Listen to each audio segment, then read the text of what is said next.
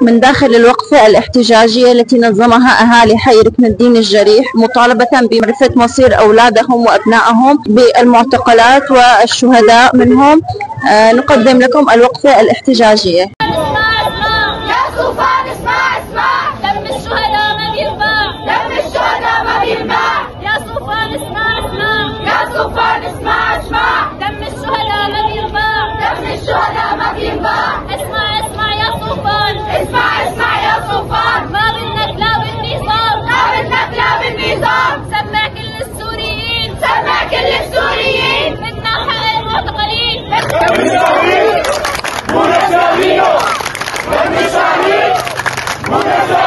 أنا اسمي إبراهيم بلي، ابني محمد بسام إبراهيم بلي.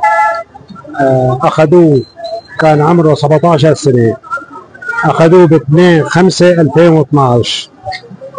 زرته عدة زيارات بسيدنايا بالسجن الأحمر. آخر زيارة كانت لي عنده في 26/7/2015.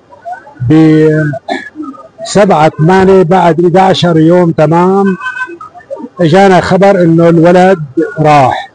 ما صدقنا نحن هالحكي هذا، صرنا نروح ونجي. اخذت عده زيارات كمان بعدها مباشره، اخذت عده زيارات ورحت لهنيك، ما استفدنا شيء. واجينا اليوم نحن نتضامن مع اشقائنا واحبائنا مثل بحكي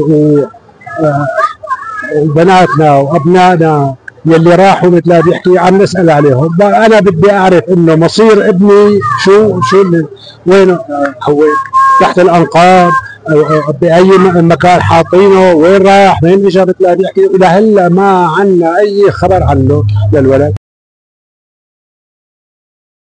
أنا شهد بنت الشهيد محي الدين وعنلي.